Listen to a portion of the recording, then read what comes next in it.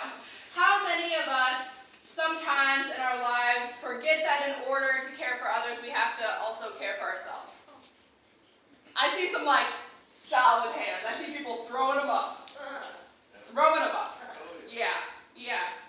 So this little experiment Pastor Mel, the science gal, is about to do is just going to show us a little bit about the ways that we are able to work better when our glass is full. So say, for example, this is you, wherever you're at, and you come across Jimmy.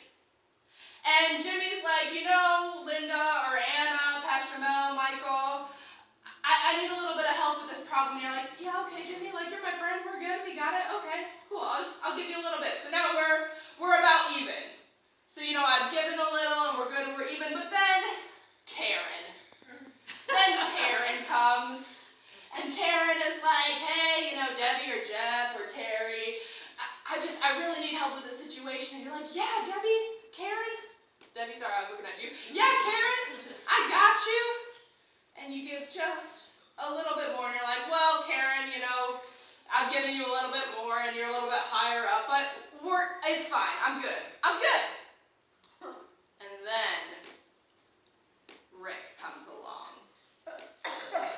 And Rick has barely any to give. He's in a struggling place. And you recognize that, and you love Rick. And you're like, you know what, Rick, I got you.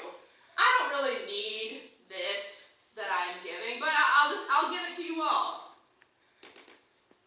But notice something about Rick here? That he's still not really even as full as Jimmy or as Karen. And then Sally comes. And Sally has nothing. And neither do you. And so you're not able to give of yourself to Sally because you have given so much of yourself without refilling your own cup.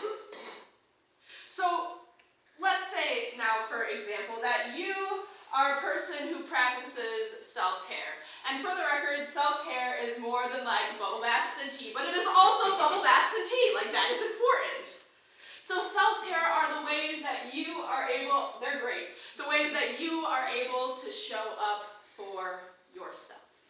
The ways that you are able to take time to recharge and refresh so that you can do the work of your community. So now in this scenario, you have taken that time.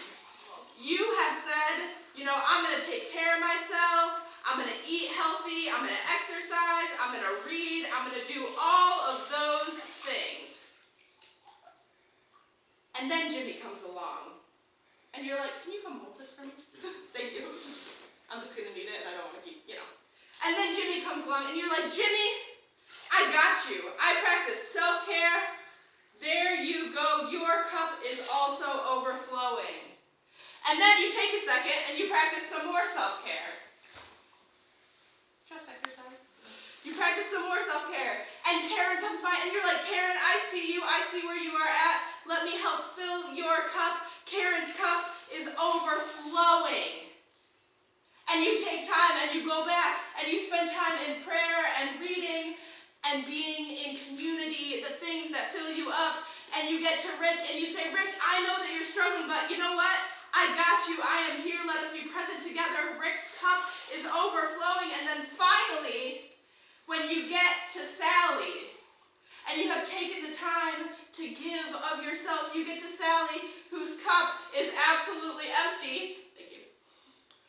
You get to Sally, whose cup is empty, and you can say, Sally, I am here and I am present with you and we can get through this together. And even Sally, whose cup had nothing because you are practicing self-care, even Sally's cup, again, can overflow.